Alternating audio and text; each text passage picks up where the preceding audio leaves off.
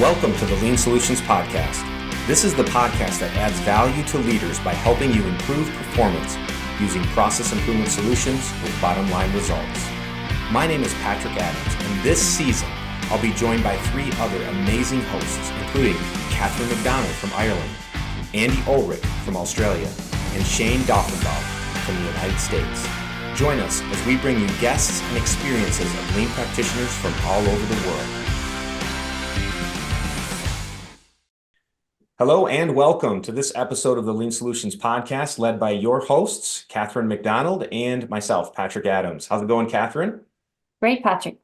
Good to see you again. Well, today we're going to be talking specifically about fake lean, or as I call it, the appearance of lean. But as Bob calls it, our guest today, fake lean. And so we're going to talk about fake lean, and we're going to dive into a topic within that around fake lean people. So fake lean individuals falsely claim to adhere to lean principles, adopting superficial aspects without a genuine commitment to continuous improvement. And this poses problems in many organizations, leading to misguided initiatives and wasted resources. On the other hand, we have real lean individuals who actively embrace and implement lean methodologies, fostering a culture of efficiency, waste reduction, and continuous improvement that contributes to the organization's success. So we'll get into the details of that. But today we're joined by Bob Emiliani. He's actually been on the show a few times, and I'm excited to have him here again. But Catherine, can you just give us a little bit of Bob's background before we turn it over and welcome him to the show? Yes, I'd love to. So, with 30 years of experience, Dr. Bob Emiliani is a progressive management practitioner and researcher, having held leadership roles in engineering, manufacturing, and supply chain management during his 15-year industry tenure. As a pivotal member of the Pratt Whitney team, he contributed to implementing Toyota production system principles in both manufacturing and supply chains. Transitioning to academia, Bob spent 23 years as a full-time professor and is now Professor Emeritus, renowned for pioneering lean leadership research with 28 books and numerous publications spanning diverse disciplines, earning him recognition as a prolific and award-winning writer. Welcome to the show, Bob. Thank you very much, Catherine. Pleasure to be here with you today. Hi, Patrick. Hello, Bob. Well, welcome back. Excited to have you back on the show. This is a great topic, and unfortunately, we see it far too often, whether it be within organizations, or again within leadership teams, which we'll talk quite a bit about today. But before we do, Bob, this term fake lean? I mean, you've put this term out there years ago, and there are people listening in that maybe have never heard you speak, or maybe they haven't read a book from you and have maybe never heard this term fake lean. So can you just kind of kick us off by giving us some background and a definition around what fake lean is? Sure. So it's a term, like a lot of terms, we have to be careful with because it could be easily misunderstood. Fake lean, as I had defined it about 25 years ago, has a very specific meaning. It's a description of organizations. So that's organizations that practice continuous improvement without respect for people. And so I coined this term a long time ago simply to differentiate between those organizations that had the required people focus, respect for people, and so on, and those that did not. Because it was quite apparent, when I was first trained in Kaizen and TPS by Shingijutsu in 1994, soon thereafter, you could just see that both internally and externally with other organizations that this problem existed. And however, in recent years, I've seen this term used to disparage or belittle people for whatever it is that somebody doesn't like about them, somebody else in the lean community that somebody doesn't like. So that's an incorrect usage. And of course, that was never my intent. It's not meant to be an ad hominem attack. I think this is mainly people who are unfamiliar with the term or the history of the term or the meaning of the term. Sure, that makes sense. And I love the simplicity of your definition too, because when you think about just a complete lack of respect for individuals, I mean, that's something that I think most people understand and probably have experienced. So it's easy to connect the dots with that. But what one question that I would have is, what would be some visual representations of, what you might see at an organization that would be considered, having fake lean in place or You'd see people that aren't real happy with their work. They're not really enjoying it. They're not coming up with new ideas. You might see a visual board or a standard work combination sheet that was produced a year or two ago that's still up there that suggests nobody's had an idea since then on how to improve the work. A lot of visual boards where everything is all green. We're great, perfect, no problems. So it's usually bureaucratized lean where you check the box. The leaders are going to walk through every once a year, and we got to have our boards looking all green. That kind of thing. So it's the appearance, the appearance of lean.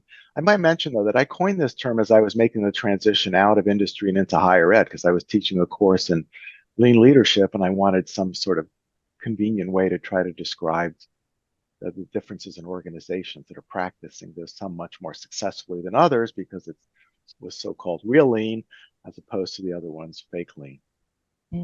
So it's very apparent when you see it. The place might be a bit disorganized.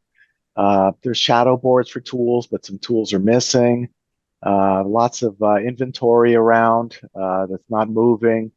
They might still have legacy of the batch and queue system where they have travelers that show that these parts haven't moved for months. Constant rescheduling, disconnection between supply and demand. It's not sell one, make one, and that's one piece flow, but even in small batches, it's not that way of doing business, kind of the old way. And that's probably because the information system hasn't changed. They still have MRP. They still have the old metrics and KPIs in place that are forcing people to do things the old way.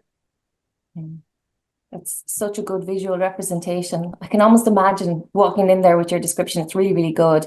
And we probably all, anyone who works in the lean space probably knows what you're talking about because we've all seen it.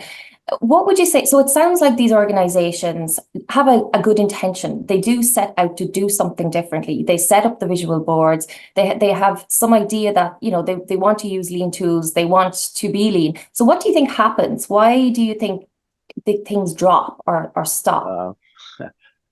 Well, I think, in a recent blog post, I wrote a sentence, something to the effect of that the top leaders, the CI people have to contend with the hallucination that top leaders have that all this change is possible, yet the top leaders don't allow the CI people to make the changes necessary to achieve the results that the leaders are hallucinating about.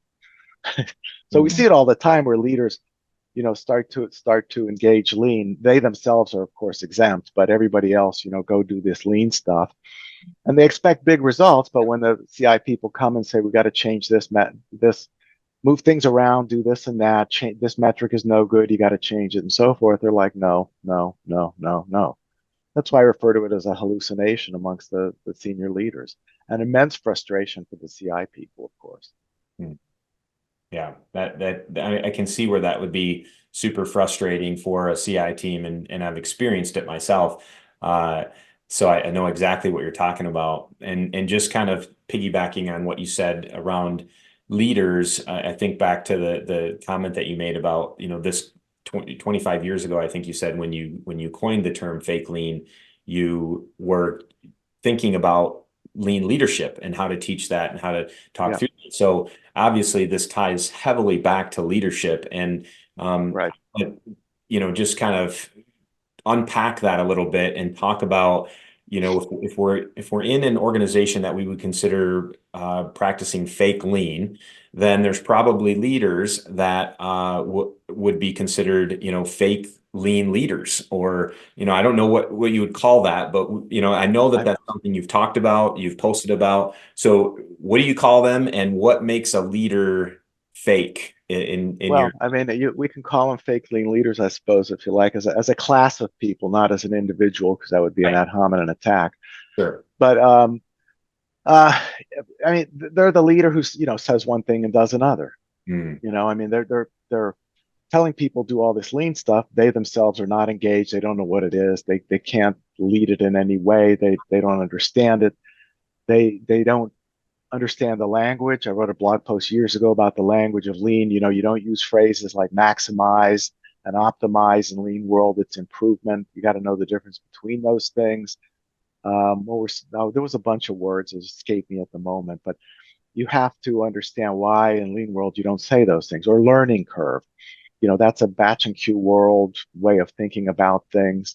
I remember my sensei, the first sensei I had, I wanted to ask him a question about learning curve. I didn't agree with the concept of learning curve, but before you could even spit that out, he hit me on the head and goes, "That's the wrong way to think." Mm. And I mean, he didn't hit me on the head hard, but you know, he was making his point. And I said, "Yes, I understand that, but I want to engage in a conversation about it." And then he said, "Okay, you know," but I've had that with other senseis where I want to talk about something and they're like, anyway, it's funny.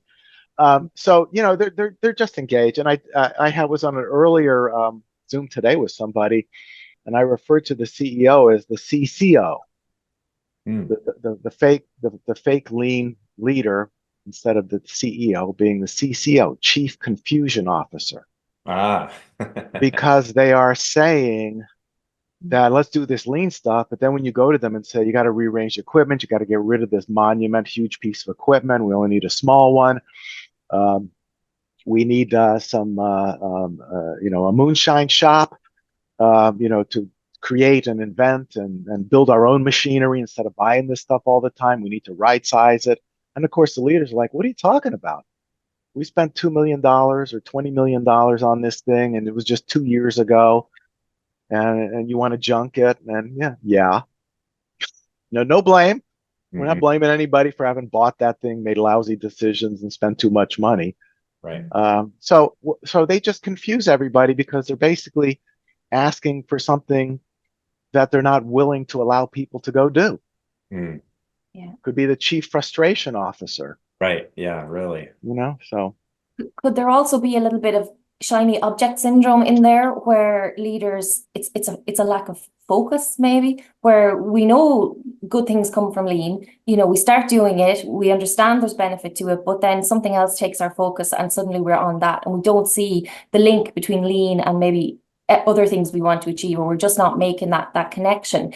How do we,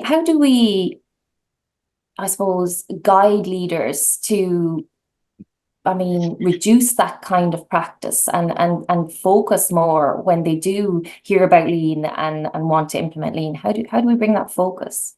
we got a long way to go on that, because if you can imagine, you know, we've had, since people became aware of TPS, that's 50 years ago. If the average tenure of a CEO across that time is 5 or 7 years, you know, it's 6 or 7 generations of CEOs coming and going. And people who are devoted to TPS and Kaizen and lean and continuous improvement have been at this for years, trying to find the secret formula to get the CEOs to recognize the potential here for everybody, you know, employees, suppliers, customers, investors, and communities. And that hasn't worked out as planned in terms of being able to do that on a consistent basis. It's more of just a random basis, which is not a good plan. You know, one of the things I've criticized, if we keep doing the same things as we have done in the past, in terms of trying to appeal to CEOs, you're going to get the same result, which is just a randomized CEO here and there that takes a serious interest in this, and that's not a good plan. So I think we have to have some appreciation for all the effort that has been tried out there by people across that 50-year period, and in the years of scientific management and Frederick Taylor between 1890 and 1935, 38, something like that as well. And they struggled with this too. So there is no, you know, magic formula for doing this. It's Patrick's read the book, The Triumph of Classical Management Over Lean Management, and basically it involves status, rights, and privileges that lean uh, diminishes or disrupts in small ways, but nevertheless very important ways for top leaders. And a lot of leaders see lean as not an improvement in management practice or in leadership. they see it as contradictory to good leadership and management practice. So, we have much work to do to change those perspectives. Yeah.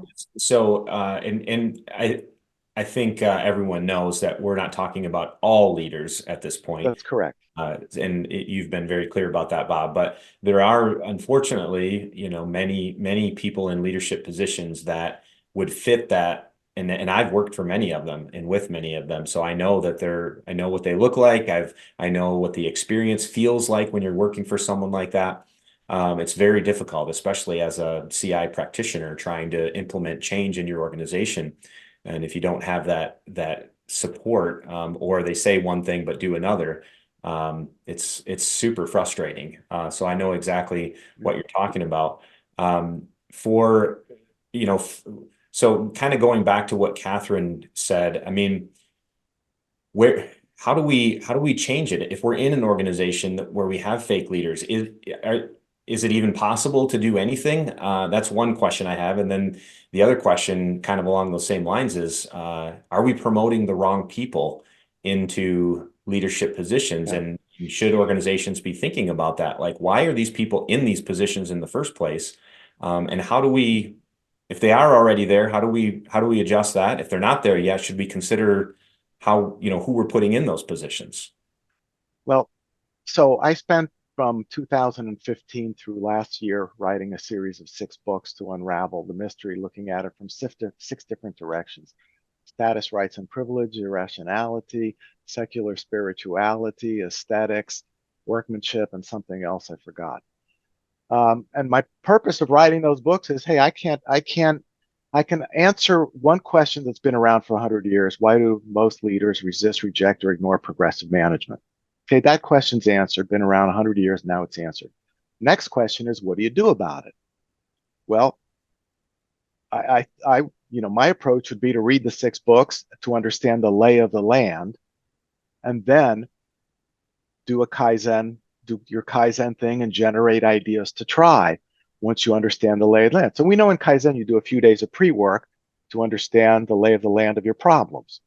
Too much walking distance, too much park travel, setup time's too long. You do some time studies, you collect some information, then you understand and you move forward with your Kaizen. Well, Lean World hasn't done that. Those typically 2 days of pre-work, Thursday, Friday, as a prelude to doing Kaizen in the following week or 2 or days, however long the Kaizen may be. But if more people get their brain into that mode of let's do the pre-work, then we can answer the next question of how do we get more leaders to accept this and go forward with this.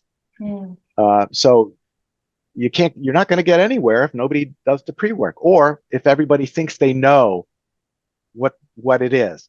Leaders are risk averse. The standard list of 20 or 30 things that operate at the surface level. They don't want to give up power. There's many more things going on below the surface. But if we're stuck with the notion that, oh yeah, we know why leaders don't want to do this, well, but look what's happened over the past 5 decades. Not much.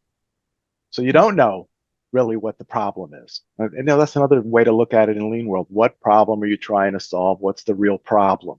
Mm-hmm. People think they know what the problem is. Yeah. Secondarily, are they promoting the right people? Yeah, from the perspective of classical management, they sure are promoting the right people, because as you rise in the organization, you're dealing with bankers who think in terms of the old way of doing things, batch and queue processing, all your inventories and asset and so forth. You're dealing with lawyers. You're dealing with, private equity, whatever. They're all into, an 18th century understanding of economics and law and other stuff. And granted, there's been changes and evolution since then, but it's rooted in, 18th century way of thinking, certainly in terms of economics, 18th and 19th century. And so to their eyes, they're promoting exactly the right people. And this is why we don't, and you might notice in some organizations, some of these very capable lean people sort of rise to the top, but they're not doing that lean thing anymore. Mm-hmm. And we see it also in organizations like pharmaceuticals, where somebody's trained to think critically as a scientist and so forth, and then they get to a general manager level and they start they make decisions like their peer group would, which are not based on facts. It's maybe more political, more appearance oriented in terms of the decision making. Decision making benefits the company more than the customer. And you start to see that dynamic happening as well. Sure, sure. Catherine, I know you have a question. I wanted to jump in just real quick and just offer another suggestion, Bob. I don't know what your thoughts are on this, but one thing that we've done with organizations is tried to create some benchmarking opportunities for the leadership team and actually take them out of their organization and bring them to an organization where they do have a really, really great, positive, true lean culture, and let them talk with some of the leaders there and meet with the leaders. And I think that's had some positive benefits to them kind of starting to think outside of the box a little bit. I don't know if you have experience with that or not. Yeah. I mean, that can work. Mm-hmm. But when a leadership team sees that sort of thing, they recognize they start to recognize the scope of changes that are involved, and a lot of them end up not being very interested in that. I mean, I remember Art Byrne talking about they'd have people come in and the workers would basically explain what's going on and so forth, part of the team members, and they had people coming in from companies who had exactly the same machinery as wire mold. Took a 8-hour setup and turned it to 8 minutes. And those leaders were like, that won't work in our company, And so, we like to think seeing is believing, but there's a lot of other things that are going on that prevents the seeing, and that are deeply rooted in terms of people's preconceptions about how business should be, status, rights, and privileges, what things should look like. That's the aesthetics piece, and on it goes.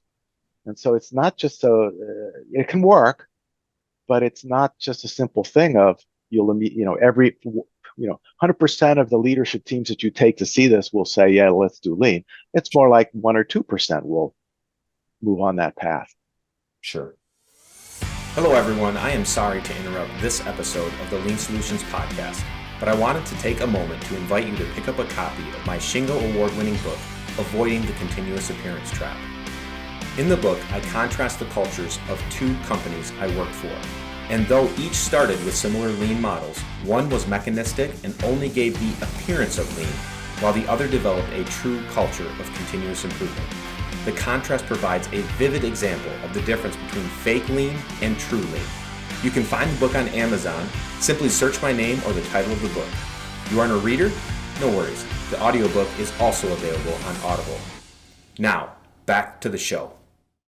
Is what you're saying is, so what we need is we definitely need support from the top. If we don't have support from the top, everything is likely to fall down, but not definite, because there is the potential or the possibility for some really great lean leaders to be present in the organization, even if maybe it's not at top level.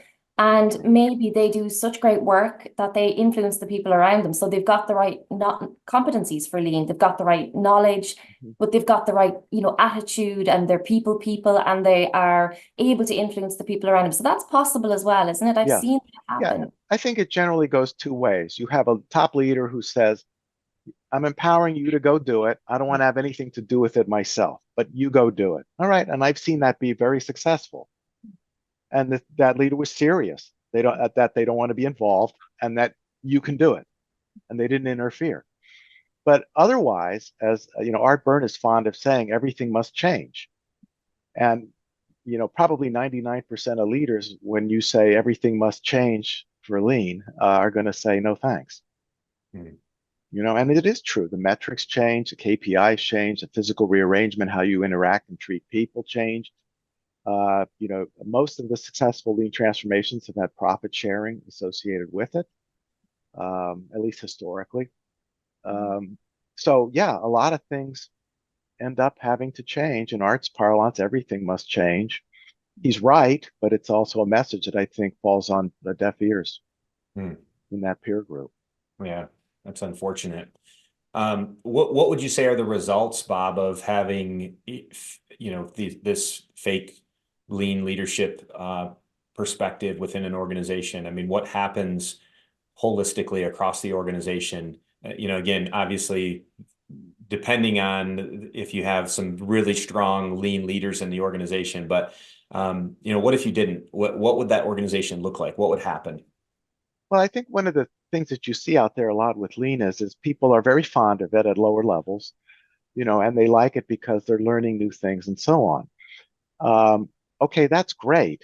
But if the leader doesn't empower you, whether they're engaged or not, either way, if you're not empowered to go move things around and et cetera in the shop and office and so on, then you have a situation where you're learning a lot, but you're not doing much.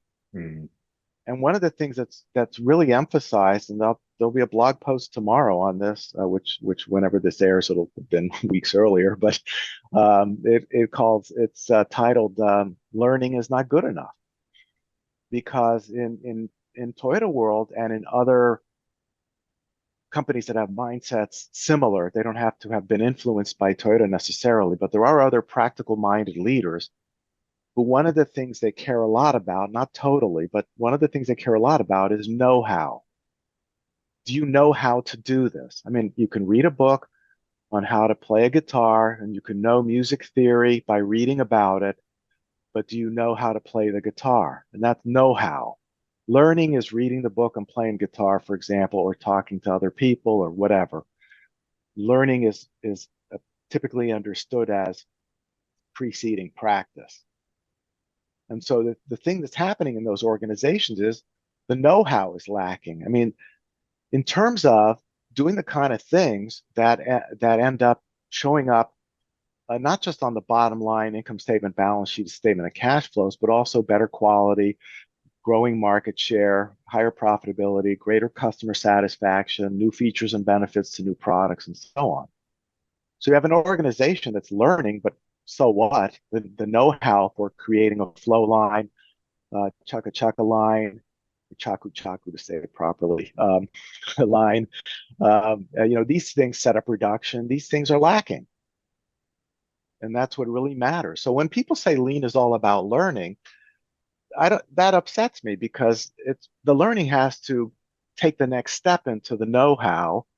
And if you're really committed, you'll get into the next step, which is the know why. So whatever your background is, it could be law or sociology. But if you're doing this stuff, you might want to study the science, the physics, the engineering, the sociology, the psychology, or whatever that makes something work or not work. Just on your own study. Like you don't have to be it's not a school study thing, but you want to get into the know why and beyond the know how. But at least we got to get to the know-how, and that's not happening in these organizations, many organizations. You may still see organizations that, doing this lean stuff, but they're still got a huge warehouse of material and, have all kind of mismatch between supply and demand and so on. So, Bob, for any organizations, maybe there's people listening in who are working in organizations who know a little bit about lean and are interested in it. Maybe they're a little bit scared because of, it's not easy. Well, it is, but until you know how, it's not. So what would you say to those people in terms of starting off their journey? Because we want lean to be done right, efficiently, effectively. We want the right people. We want people with the right competencies. So what would you say to those organizations to start? How would they start off on this journey? So you're talking about how the leaders should start off on this journey? Well, they could be a leader, a manager, they could be the CEO, but I guess it's different. But let's say you're maybe in the senior leader team and you want to talk to your team about lean and how we become a lean organization. What would you recommend? The first thing to do is to avoid making the mistakes that most other leaders make, which is they stand up there and say, oh, we're in a competitive environment, our costs are too high. And, they give sort of the technical details of why they want to do lean. And they don't instead make it sort of a multi-step process to acclimate the workforce to what lean is. What they have to do their own pre-work, by the way, as a senior leadership team, hopefully having engaged in Kaizen before they even bring this up in their company so that they understand something about it. And then I did a blog post years ago on a multi-step process on how leaders should avoid these mistakes. And in a stepwise fashion, engage lean. There may be 6 or 7 steps prior to initiating Kaizen in an organization. And those 6 or 7 steps would happen over the course of 2 or 3 months. So you have to do a little nemawashi, prepare the ground, not all of a sudden just, you know, uh, dig the deep hole and find out there's a gas line or electrical line there, which basically would be the equivalent of workers going, what the hell is this? And resisting it, being passive aggressive. Right. But that's what leaders do, is they just sort of dig in in an aggressive and what's the word? I don't know, in such a way that it doesn't connect with people. Yeah. So immediately they mess up the respect for people thing, because you're not saying part of the object. And in one of the steps, second step, I think it was, to say to people, the objective here is to make your work easier, to make it less struggle, to have less problems, less opportunity for blame. If you start to eliminate problems, you're going to get out of the blame game. And then they have to make certain commitments about, nobody's going to lose their job due to continuous improvement. Market conditions are a different story. Everybody probably knows that. So you have to warm people up to this, because, again, go back to Art Byrne, everything must change. And it's true, everything must change. Yeah. Yeah. One of the things that I've experienced similar to what you just said, Bob, is a leader that, goes on a tour or reads a book or whatever it is, and comes back to the organization and stands up in front of everybody and says, we're going to do this. We're kicking it off today. Here, everything's going to change. And they're super excited or motivated or, whatever. And then within a week, you don't see them again and nothing happens. Nothing, Right. They're gone. And, that's super detrimental, because the team is like, was he for real, or he or she, were they for real, or, Flavor of the month again. right. Flavor of the month. Yeah, here we go. And then he or she goes to another conference, comes back with another thing later on. But what I was going to say is, the leaders that, to your point, it's not something that you have to make this big announcement or start out huge. I mean, as a leader, just your actions, you have to start with your own actions and change your own actions first. And it can be something that happens slowly. Figure out for yourself, what's one improvement that I can make every day, one small thing that I can do every day, or instead of being out at the Gemba, once a month, can I try to get out there once a week? Most leaders will not do that, because it shows weakness, and they don't want to show any of that kind of vulnerability to anybody. You Right. take the example of Boeing. Boeing has this quality problem with the door blowing off. So what do? They have quality stand down days, where everybody stops work and talks about quality. But they don't do a leadership stand down day to say, what did we do as leaders to create the environment that causes this stuff to happen? So there's no Hansei, there's no reflection, there's no introspection. It's somebody else's fault down below, bottom of the organization, as always. That will be their mentality. And most leaders are not inclined to go do that sort of thing.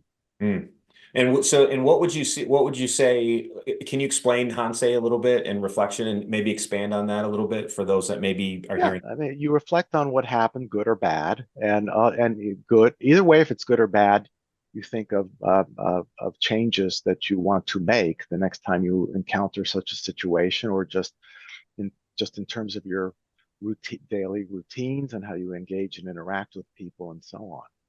And you set some challenges for yourself in that too. Again, whether you objectively did well, meaning other people said you did well, you can still think of, well, what can I do to further improve that? And if you reflect upon yourself, either through feedback or your own assessment of the situation, and say, that such and such was, people didn't say it, and it didn't seem too much like it to them, but to me, it was a disaster. I mean, I would finish teaching a class.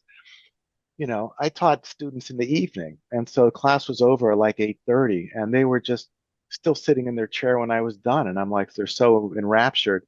This wasn't every class, and this wasn't all the time, but it was like, okay, you can leave. But I would reflect back on those classes saying, that was a disaster. I should have done this and that better. The sequencing of something was out of order, probably confusing. They don't realize it because they don't know the subject. But I gotta, and I would go home that night get home at 9 o'clock, turn on my computer, make the revisions right then and there. Might take me 10 minutes, might take me an hour, because I'm going to forget about it and get busy and just going to do it, right, and do it now, right? Just do it now. We know that in lean world. Mm. That's what you got to do.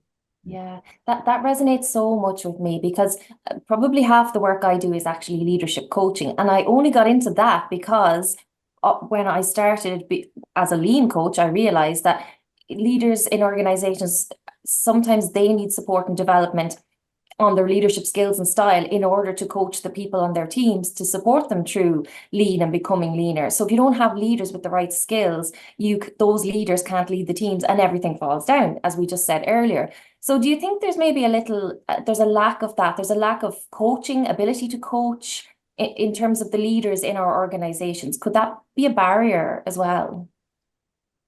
Yeah, I think it is, but I also, it's difficult to distinguish between, what's really going on if people are performatively responding to coaching or whether that's really happening. Mm-hmm. I was talking to somebody a while back. It was a healthcare organization, and the person was saying, yeah, it was a European healthcare organization. All our executives are doctors, so they're all critical thinkers. And I said, whoa, wait a minute. I can easily see them as critical thinkers and so forth for delivering healthcare to a human being. But in the management of an organization, rarely do you find the critical thinking for one's discipline extend to their professional role as a manager, as a leader.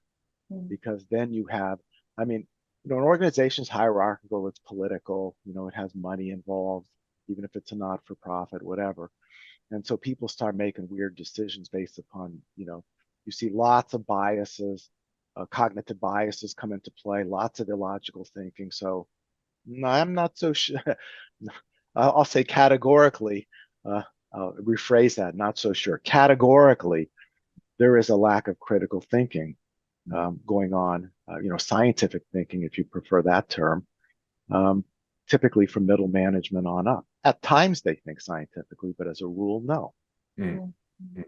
Yeah. Oh, And go ahead. Sorry, Kathy, go ahead. I just was going to make one quick comment that the link between maybe scientific thinking and coaching, as you were talking, I was thinking it's really about asking questions and it's about listening. So maybe that's the piece that I was trying to figure out when you were talking. Is it this lack of, being able to stop, ask questions, listen? That's maybe it's related to scientific. Obviously, the critical thinking only comes when you ask people questions and you give them time to respond. So maybe that's kind of what I'm trying to pick up from what you're saying in terms of the barriers. So you mean getting the leader to be able to ask the right questions, to stimulate a sort of a scientific thinking organization, we have to develop those scientific thinkers. We're not going to send them all to college to be scientific thinkers. So how do we develop that? So I was trying to figure out what is it we need to do to develop those skills in people. And what percentage of them are not humble enough to even admit that they need the coaching or they need the help with that? Yeah. Probably. Yeah, I mean, you'd have to take them along the journey of, okay, you were trained in biology and scientific and critical thinking, or you were a philosophy major with lots of critical thinking there, or a liberal arts English major, also lots of critical thinking. Okay, how come in the leadership of your organization you make these decisions that you say customer first, but then you make a decision that clearly has a negative impact on the customer? What happened to your scientific thinking? Yeah. And let them explain it. Good. Yeah. Prompt self-reflection. Good. Mm-hmm. Yeah.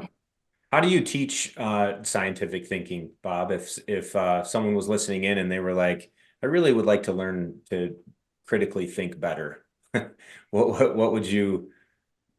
I would suggest Kaizen. So in my own story, bachelor's, master's, PhD in engineering, every teacher along the way, K through 12, college, grad school, will all tell you, main thing I'm teaching is critical thinking. Okay, maybe you are. But then when I get my first Kaizen experience with Shingijutsu in August of 1994, I'm like, whoa, on a 1 to 10 scale, I was, a 3. And these guys, in a couple of days brought me to a 7 or 8. and I, want to keep going past that and have kept going past that. But I mean, that's the light bulb goes off there in a way that, does not happen in the formal educational system. Mm. And it's difficult in hierarchical organizations because to be a super, to raise your critical thinking from 3 to 5 to 6, 7, 8, it involves asking questions. Mm-hmm. And a lot of bosses don't like questions, I did a LinkedIn post the other day where the most in-demand thing, bosses say all the time, we want critical thinking. The employees don't have enough critical thinking skills. It's a joke because what they're really saying is, I want people at the lowest levels of the organization to think critically about their job and not making mistakes. But lo and behold, if you question the leader about, hey, you talk customer first, but you made this lousy decision that wrecked a bunch of customers, they don't want to hear that. Mm-hmm. Don't think critically about how the organization is being led and managed. You're always complaining about inventory costs, but how come we keep building all this inventory? How come we're not going to smaller batches, one-piece flow, synchronized supply with demand? You're running your organization as if it's a seller's market out there when you compete against 10 other companies. It's a buyer's market. So you got to go from batch and queue to flow. They're not going to want to hear that. That's not the critical thinking that they're looking for. So it's just ridiculous. Mm. I think about some of the different words that you used, traits, characteristics that you have mentioned as we've been talking about, that would probably fit the description of someone that is that would be a leader that's leading in the right way. I heard you mention the respect for people. I heard you mention humility. I heard you mention critical thinking. So let's just imagine that there's a leader in an organization, or maybe there's a leadership team in an organization that is practicing all of these characteristics in the organization. What would the organization look like if we walked into it, the three of us together? What would we experience if we had conversations with people and we walked through the facility? What would it look like? I think you'd find it, first of all, it'd be apparent pretty quickly that would be the kind of place you want to go work at. Mm. And I used to tell suppliers when I was a supply chain manager, it's like, typically and I dealt with machining suppliers, and so machining suppliers are always looking for machinists. And I said that's an in-demand job at all times, practically. And they have a choice of where to go work. And I would tell my students, by the way, when I was teaching them about lean leadership, in the future, when you go on job interviews and stuff, these are the kind of things you should look for. Is to our people's shiny eyes was what the senseis would tell us. Are there smiling faces, or are there Dilbert cartoons all over the place that are a parody of somebody's boss or the workplace? Are people conforming to basic requirements, safety glasses, and so forth? You go look at the recycle bins for the chips of the different metals. One says titanium, the other says nickel. Are people throwing nickel in the titanium and titanium in the nickel to wreck the recycling of the material? Passive aggressive behaviors like that. So you look around for these kind of things. I had a whole thing on what to look for. Mm. But yeah, love envisioning what that would be, because it to your point, I mean, that's the kind of place that all of us want to go work at, right? Yeah. Versus the opposite. So Yep. Yeah. You want to talk about fake lean person at all? we do, yeah. Yeah. So with that said, what would so do you want to expand on fake? Yeah. I guess we should talk about that a moment, because I don't know how long you want to spend today on the podcast. Lots of good. We could go all different directions. Yeah. We should probably. I mean, there was a commitment early on to talk about this, so we probably should. So again, this is another thing to be very careful with, because it's a term that can easily be misunderstood. Like fake lean people has a specific meaning and reflects an existential problem in the lean world. Right. And it refers to a group of people, not a person. So again, it's not an ad hominem attack, it's just a characterization. So the group consists, in my view, in my construction of this, longtime lean professionals, lean influencers, and lean movement leaders, whoever they may be, but sort of the influential big names and so forth, who publicly profess continuous improvement and respect for people, but in private, and we've all had those conversations, they're disrespectful of people. And what they're really doing is constraining and limiting continuous improvement because they are shutting down certain lines of inquiry, certain types of work, and so forth. And so they hold back the progress of lean management that they appear on the surface to be so dedicated towards advancing.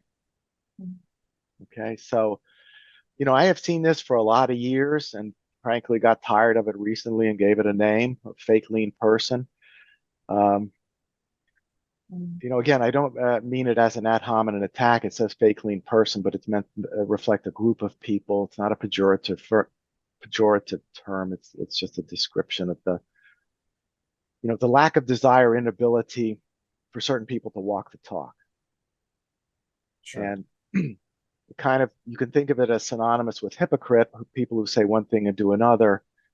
But we also have to recognize that hypocrisy is part of the human condition and nobody's perfect and everybody gets new information. And so they revise their views. So we have to keep that in mind. But when there is a consistency to publicly professing something, but privately, disparaging it or others or whatever within that realm, the people who are, as I cited, lean movement leaders, lean influencers particularly, have a special responsibility to the community. And a lot of this community is customers of the people who run these lean organizations and the lean influencers who get income from wherever they speak and whatever they do. They have a special responsibility to the community overall to walk the talk. And if you can't do that, then go do something else. Yeah, because it's so misleading then for other people. And and it's misleading, and it looks stupid. I've had a number of conversations with these kind of people who are like, "Oh, this X organization that promotes lean is doing such a terrible job, horrible," and they get into some specific examples, and then they will, on LinkedIn and at a conference talk about how great that organization is doing. And then if that's how we would look at and describe let's say, fake people in organizations, how would you describe then, let's say, true lean people? What sort of characteristics or competencies would they have, or what would we see in them? So things like, of course, they're living the principles and they're dedicated to the craft, as you would typically expect to see somebody who considers themselves a professional. So shorthand, walking the talk. Somebody who's committed to Kaizen, to get past the learning to the know-how and hopefully some of the know-why. The know-why is difficult. It's more work. Lifelong interest in discovery and creativity, and promoting that with people, developing the know-how, as I said earlier, helping other people develop their skills, their know-how to improve, and accepting and respecting people who disagree with you or even who hate you. I got a lot of people who hate me, but I still respect them. They've done great work. There's no denying it. You can't sit there and say because you hate them they did lousy work. They did very good work, notable work, work that has a lasting legacy. But I'm not going to let their hate influence my how I feel about them and their work. It's just you have to recognize good work as it is and just go with it. A lot of that is just, it's about putting ego and pride aside, isn't it? That's what it sounds like. Yeah, well, I don't know what might trouble them, but I'm not, I'm just not going to fall victim to the nonsense. Yeah. Sure. Bob, last question. Yeah. What would be the benefits? Again, we identified kind of the problem early on of a fake lean person, and then you talked about a real lean person. I mean, what would be the benefits in an organization that has real lean people? What would the results look like? Well, one thing I want to say is sometimes there is no benefit, because sometimes you can be out on a limb here and you're just doing it because it's the right thing to do, and you may suffer some consequences. And I think a so-called real lean person isn't concerned about a lack of incentive or lack of benefits being an obstacle, that they're just going to try and plow forward. And, you know, one of the things I don't want people to do, and I talk to a lot of people, and they, come to blame themselves for not being able to generate more progress in an organization, and they start to, um, they get down on themselves and so forth. What they need to do is realize the power of classical management to maintain the status quo and to thwart their efforts. Mm. So I think the benefits are many. I wrote a recent blog post about the 15 joys of Kaizen. So in that framework, you're upgrading your skills and capabilities. You're advancing from kind of the low-hanging fruit of understanding what improvement is to a much more granular understanding of how you can improve. So, for example, in a lot of Kaizen, you'll initially from a batch and queue to even a flow or not quite flow situation, there'll be hundreds of % improvement. And you'll look at somebody's to get into the more granular level, the hand motion that people are making to reduce wasted motion. And instead of looking for hours of savings, you're looking for down to minutes, down to seconds, down to tenths of seconds. Not going crazy about this either, but just, this is sort of the granularity that you develop with experience in terms of removing waste and so forth. Moving past rote problem solving, we got a problem. Let's just pick this tool. Instead, use the tool in the context of Kaizen. The joy of creating material and information flows. I mean, I've seen people who were so one team in particular was so quick on the uptake of what the sensei was asking that they created a flow line. It was a week-long Kaizen, and by Tuesday at lunchtime or 1 o'clock they were done. And they created a flow line and they showed it to sensei and the rest of us. And I literally had tears in my eyes, and I couldn't believe what they did in such a short period of time. They junked the big equipment. They found old equipment in some nooks and crannies of the company that were all right sized, and the quality just quadrupled. I mean, it was just incredible what they were able to do. I love it. Love it. Yeah. Love seeing that kind of stuff. I mean, just amazing what lean, true continuous improvement can do for organizations. It is amazing, and the fun, the joy of making changes quickly, try-storming, getting out of the brainstorming mode in the conference room, get into the real world again by office and shop and try out all the ideas, not just the ones that you think will work. Try out the ideas you think won't work. Inventing, testing, improving, that creating, inventing, testing, approval, kind of a PDCA type of PDCA cycle. All that stuff. Yeah. Love Just it. wonderful. Having fun at work. Right. It is fun. Yeah. Like you said earlier, and walking into a place where you would like to work yourself, you can tell the difference for sure. Yeah, you really can.